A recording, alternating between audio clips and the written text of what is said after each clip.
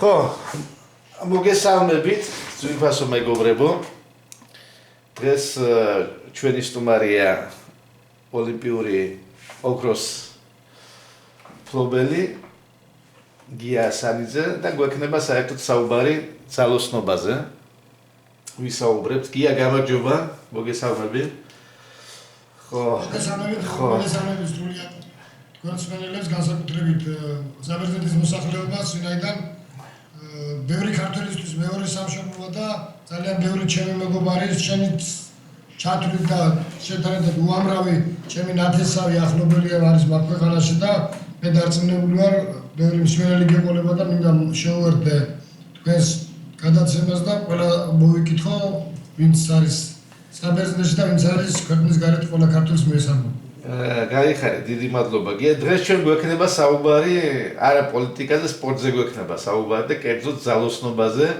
ხარ უფროსი მწვრთნელი, საქართველოს უფროსი მწვრთნელი ძალოსნობაში და როგორც მე ვიცი, ძალიან კარგი შეკრება ჩაატარეთ და ძალიან კარგად არიან ბიჭები მომზადებულები. ერთი-ორი სიტყვით გითხარი, ესე იგი, როგორ ჩაიარა ამ შეკრებამ?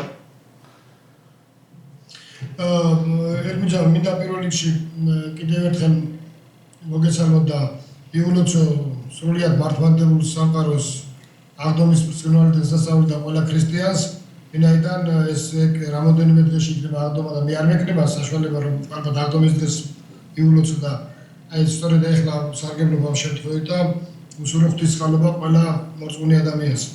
რაც შეეხება ძალოსნობას, მას შემდეგ რა თქმა უნდა რაც ცოტა კულისებში გადავინაცე პოლიტიკური აქტიურობის შემდეგ დაუბრუნდით ჩემს საყვარელ საქმიანობას, ძალოსნობას, მოგეხსენება თითქმის 1 წელი მისრულდება რაც უფროსი მწვრთნელი ვარ.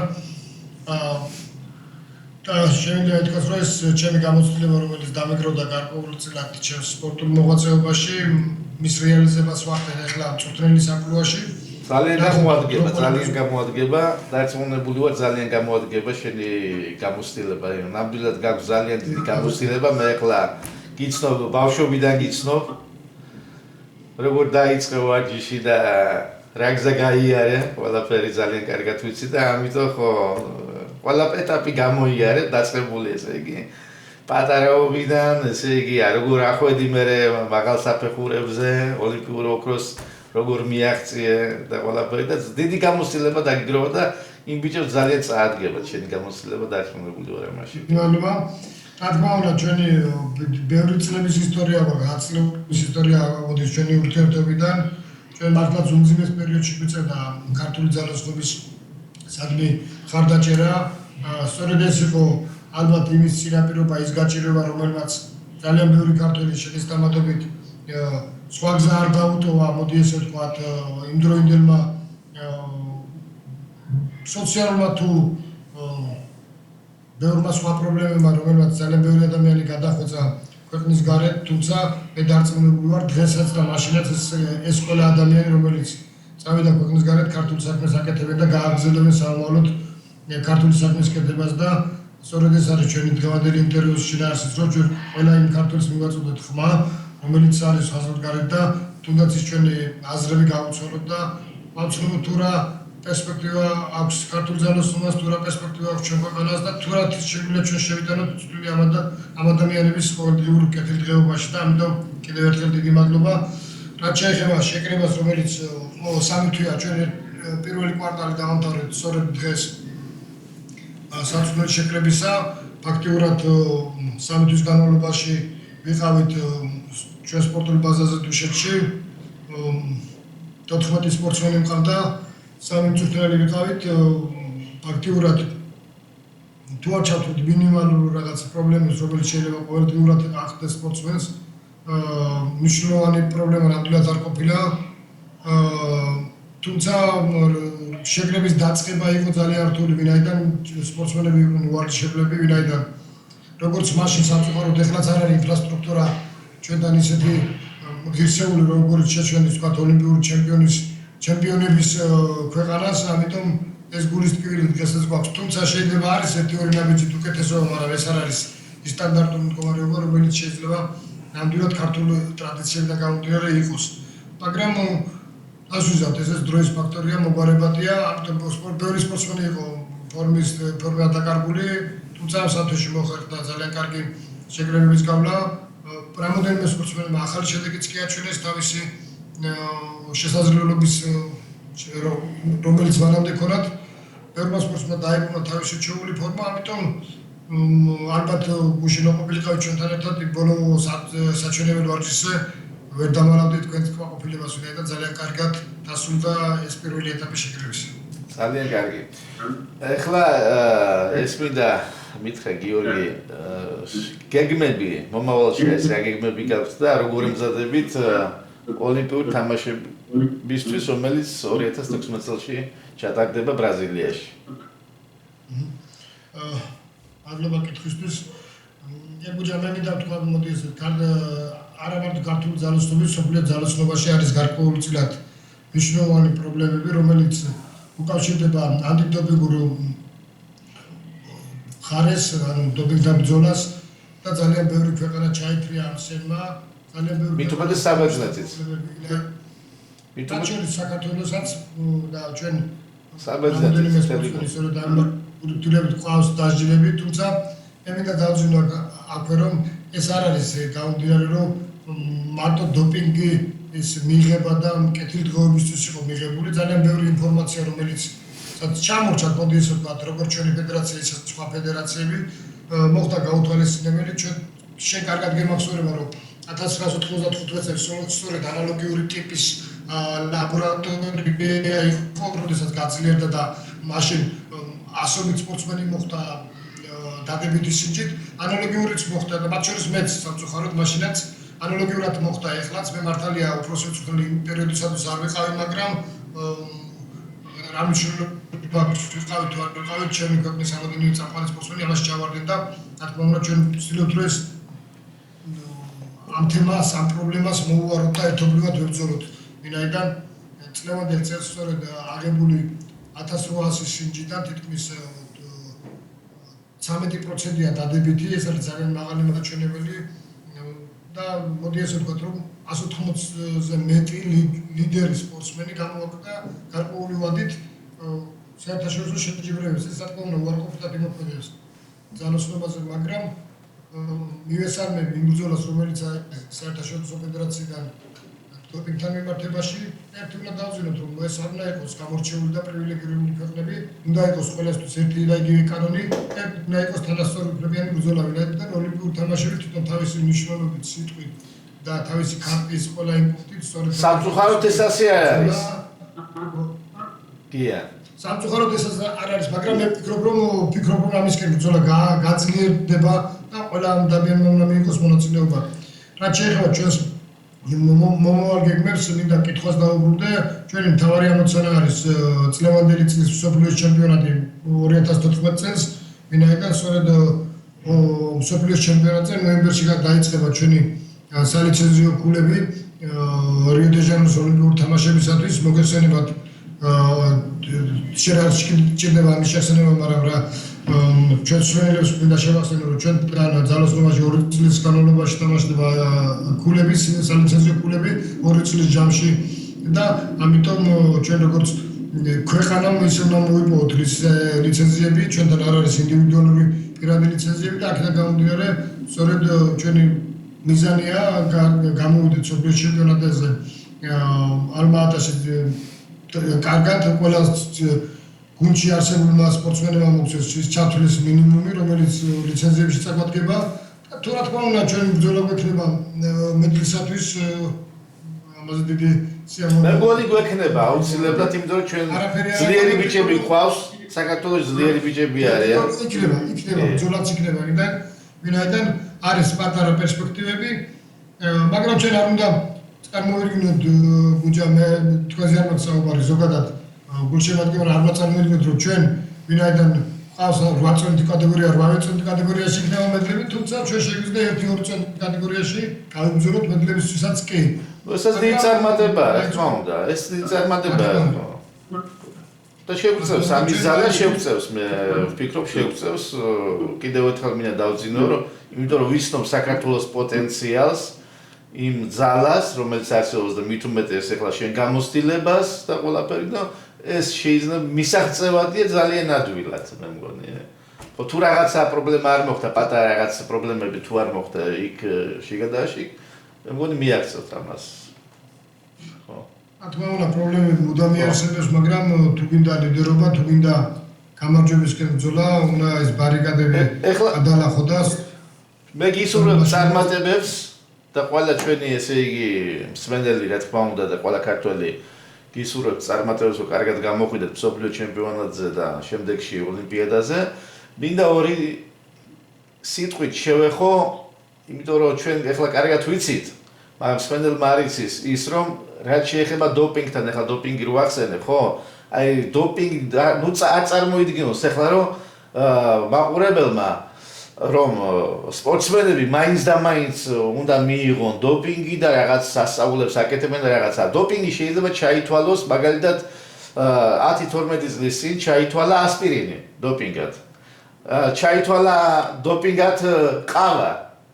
ზედმეტი ხო, კოფეინი, ჩაითვალა შოკოლადი.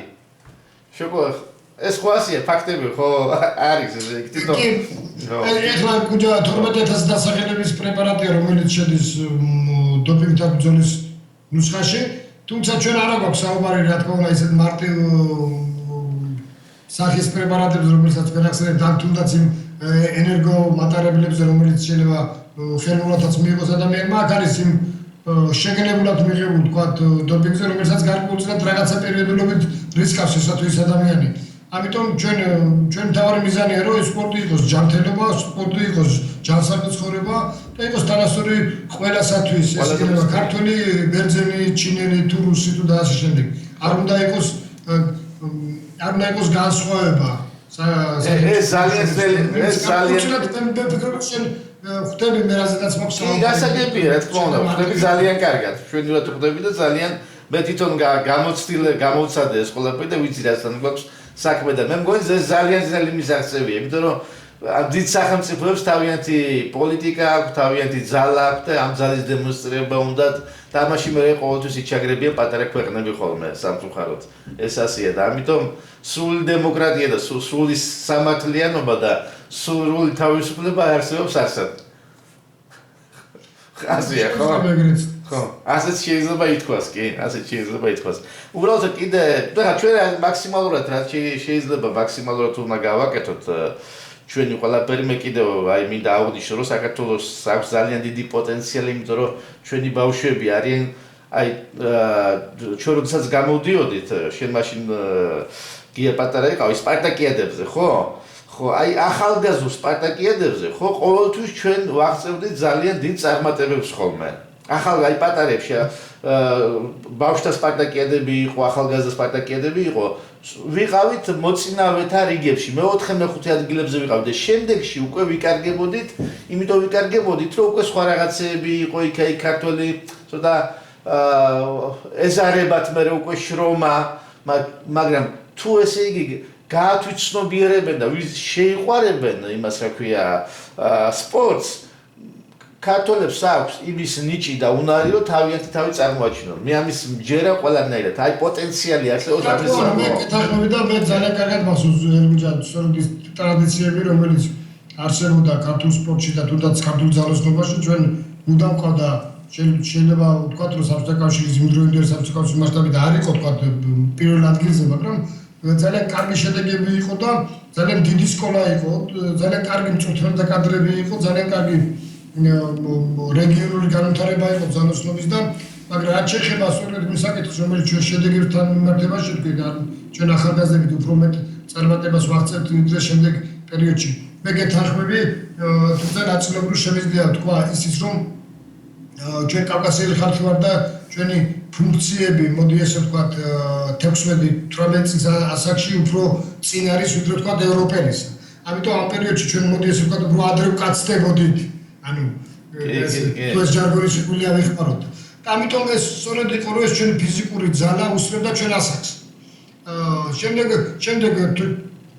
ჩვენ ანალიზს გავაკეთებთ და მე მგონი დამეთანხმები შენს და მსმენელებიც შემდეგ ჩვენ პერიოდი გვაქვს, რომელიც უფრო 4-5 წლიანი წყვეტა გვაქვს ჩვენი ასაკობრივ შესაძლებლობებთან და შემდეგ უკვე 25 წლამდე კიდე მეორე ტალღა გვეწყება. ძალიან კარგი ანალიზი გააკეთე.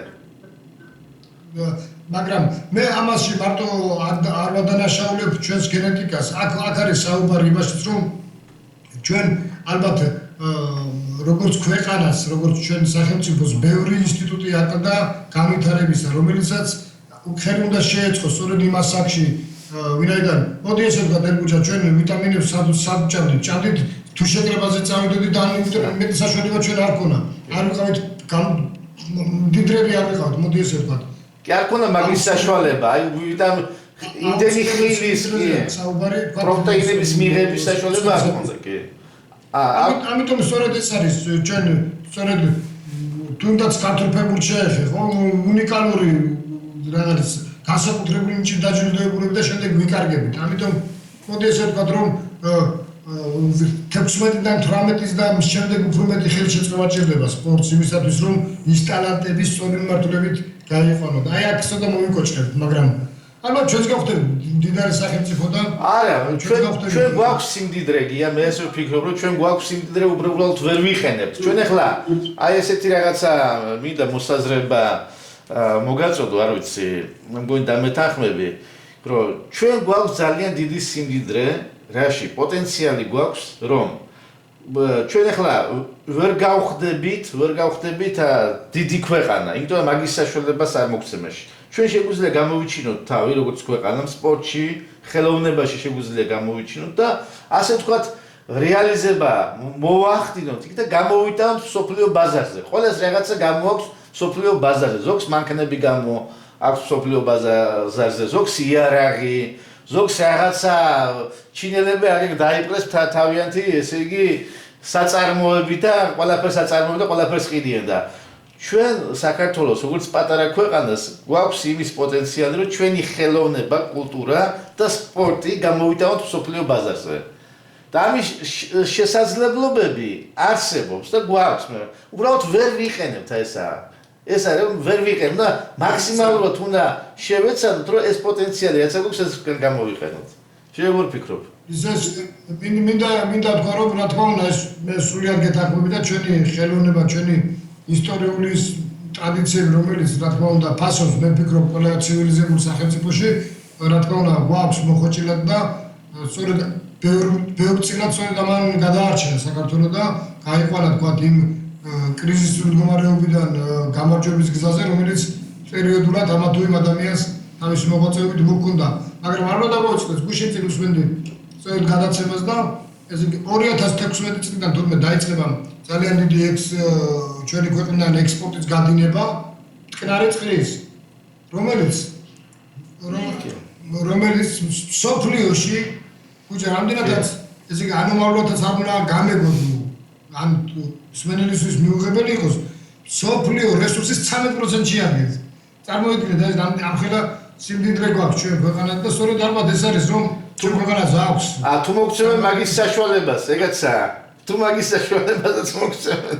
კი, ეხლა ირანს მიაქვს, ბევრი ევროპის ქვეყანები მიიჩნევს ამას. ხო, მაგრამ არა, გასაგებია, ჩვენ ხა პოლიტიკაში გადავდივართ და მოდი ნუ გადავალთ ამ პოლიტიკაში. პოლიტიკაში გადავდივართ, ბენზერგ რომ ამის შესაძლებლობა, როდესაც გახდება ქვეყანაში, მე ვფიქრობ, რომ ის ყოველდღიური ცხოვრებაც გაუმჯობესდება სპორტშიდაც, ხელოვნებაშიდაც. არ მგონია მე ისა გია მაგის საშუალება ხლა ნუ მოდი ამას თავი დავანებოთ იმიტომ რომ მაგის საშუალება ჩვენ გქონდა რომ 3 მილიონიანი ქვეყანა დაეპყრებინათ ის გაზსადენს და იმას რო გვპირდებოდნენ ნავთობსადენს რო გვპირდებოდნენ და კიდე 1000 რაღაცებს სიკეთეებს მოუტან და საქართველოს სამწუხაროდ ეს არ მოხდა და ის სიკეთეები რომლებიც მიიღო საქართველოს ხო ვიღაცების ჯიბეში დაილეკა და საქართველოს ხალხს არაფერი არ დარჩა და იძულებული გახდა ჩემის თამადობით ემიგრაციაში წამოსულიყავით და აქედან რაღაც ხელი შეგვეშველებინა ჩვენი ახლობლებისთვის. მოდი ამას თავი დავანებოთ, მაგაზე არ გვინდა. მოდი სპორტზე. მე ყოველ შემთხვევაში კარგი მინდა უსურვოთ ჩემ ქვეყანას და რა თქმა უნდა, არა. კარგი უნდა, იცით რა, საქმე ის არის, რომ რამდენად შეძლებს და მოახერხებს მთავრობა ამის განაწილებას, თორე ფული შოვნა ეხლაც შეიძლება საქართველოში. ეხლაც არის ფული. მაგრამ საქმე ის სად არის, ვისთან არის ფული? ხალხში არ არის, საზოგადოებაში არ არის, ხო? რაღაც მასებში არის, კი ბატონო, ახლა თბილისშიც ახლა 10% ძალიან კარგად ცხოვრობს და ძალიან რო ვიყავ ახლა ჩამოსული წინა წელს სექტემბერში, კიდე ვნახე რესტორნებით სამსე იყო, კარგად გრიალებდნენ ასე ვთქვათ, ამ ჟარგონს ვიხმარ და რაღაც საქმე მასობრივად რა ხდება.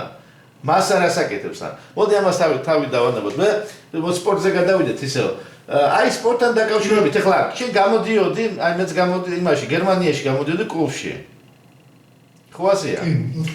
ხო, მეც მომიწია 2 წელი გამოსვლა გერმანიის კლუბში იქა. ერთ რუკინა გამეთ გუნჩი მოხვდით. მაქსოს რომელიც წელი იყო 98 წელი, ხო? იქ რო შევხვდით, ხო, კაცოს, ხო?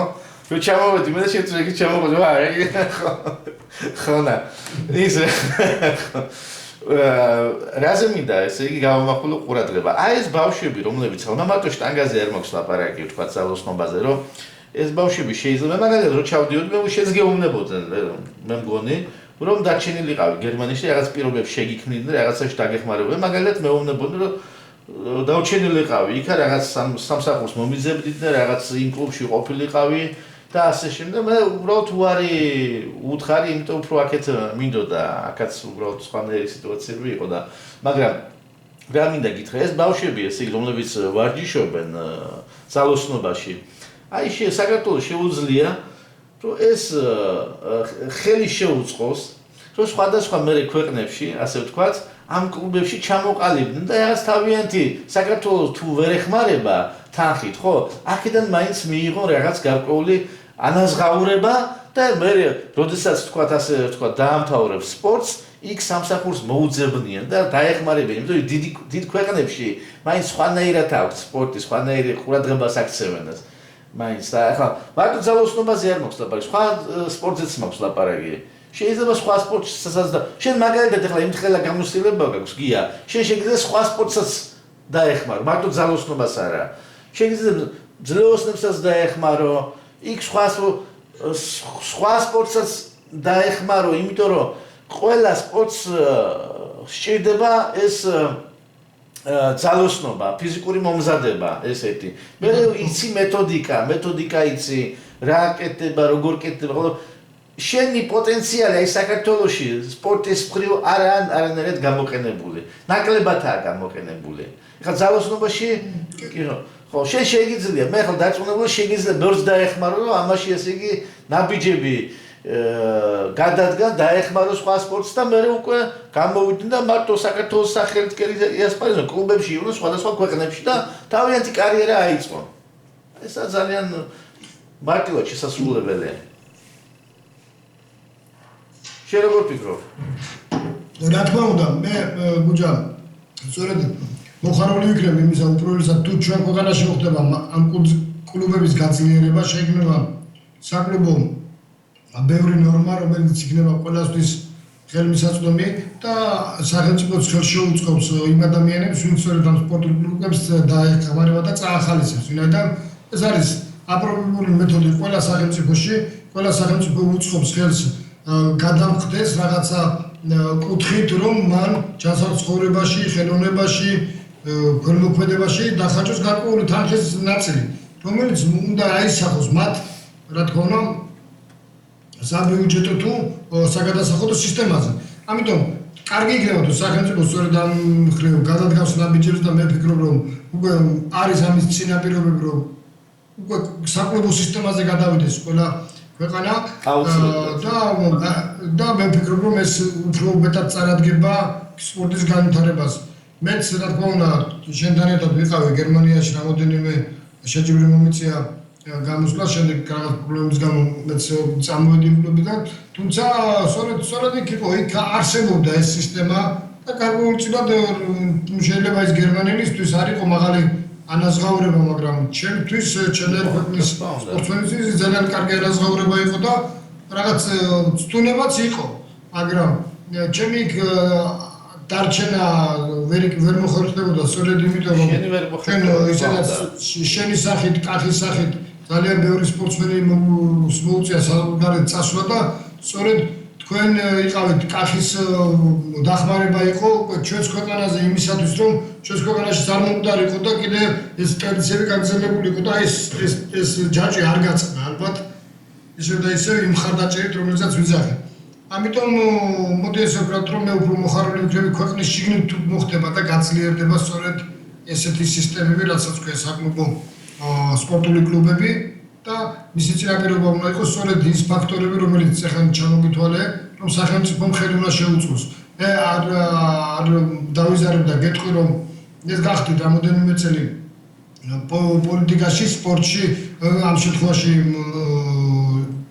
პარლამენტში სპორტის კომიტეტის თავმჯდომარე და რაღაც სრულილი მეც დავიწყე რომ ნელ-ნელა ეს ნაბიჯები გადადგმული იყოს. სიმართლე გითხრა ყველაფერს როგორც სპორტსმენს უნდა ისე ვერ ხდება ხოლმე ხანდახან შეიძლება მე დარწმუნებულიყავი მაშინაც და ეხლა დარწმუნებული რომ სწორს ვეუბნებოდი მაგრამ ესეთი ჩქარა ამ გზების ჩქარა გადადგმა სახელმწიფოებად ვერ მოხდა და ხანდახან არის ხოლმე იქაც დაპირისპირებები მოგეხსენებათ რომელიც რატომ ინტრიგები ყოველთვის ვერ გაატარა ინტრიგები არის პატარა ორგანიზაციებში და წარმოედგინება თუმცა მე შევიდა თქვა რომ კი ბატონო თუმცა მე რაც იმ დროისთვის ყველაზე მნიშვნელოვანი გავაკეთე და ალბათ ამას ისტორია ყოველთვის დააფასებს ჩვენ მოვამზადეთ კონსტიტუციური ცვლილება რომელთანაც ახლა არის ბატონ თამაზ თევზაძე სპორტის მინისტრის მოადგილე რომელთანაც ერთად და ბატონ ვაჟა შუბლაძე რომელიც ჩემი თავი სპეციალისტი იყო სწორედ ჩვენმა სამ ადამიანმა მოვამზადეთ კანონ პროექტი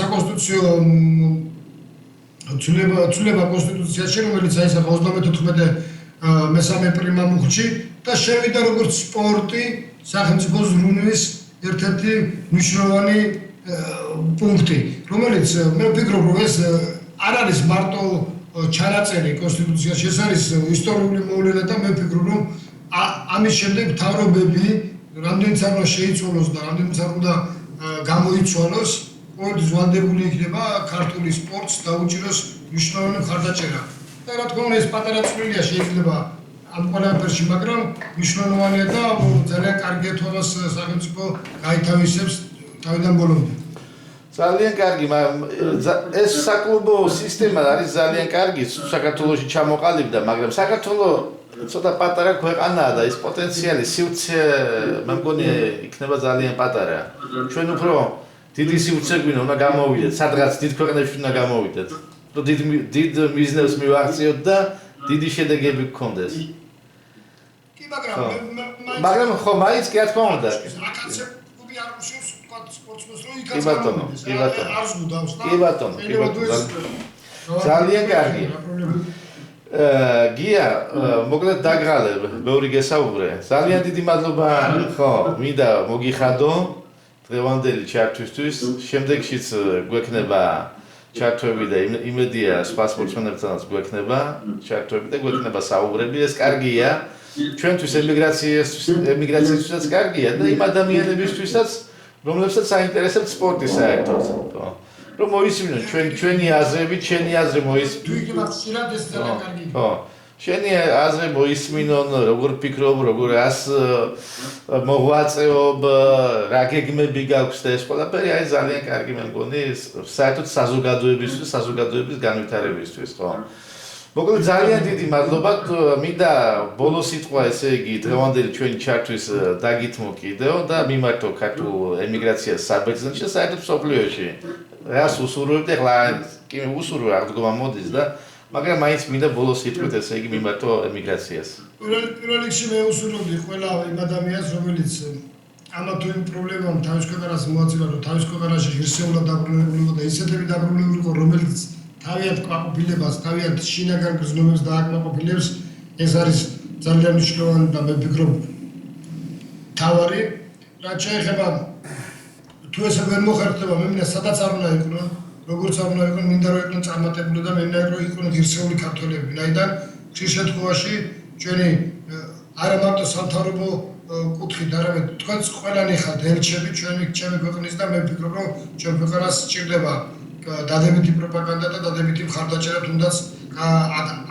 100-1000 კილომეტრებიდანაც და ამიტომ მე მინდა ყველას წარმატება გისურვოთ და ის გრძნობა რაც არის ქართველობა არასდროს არ დაეკარგოს არც ერთ ადამიანს. გაიხარ, დიდი მადლობა. მინდა უბრალოდ ერთი დავამატო ძალიან კარგი სიტყვები თქვეს, ღირსეულად დაბრუნება და ღირსეულად ვიყოთ აქ. ამ ღირსეულობას ჭირდება ერთმანეთის თანადგომა და უნდა ვისწავლოთ ერთმანეთის თანადგომა, რაც ცოტა გვაკლია. და ღმერთმა ქნას ეს თანადგომა ვისწავლოთ და ერთმანეთს ჩავჭიდოთ ხელი და ერთად გავიტანოთ რელო. ძალიან დიდი მადლობა. კარგად აბა.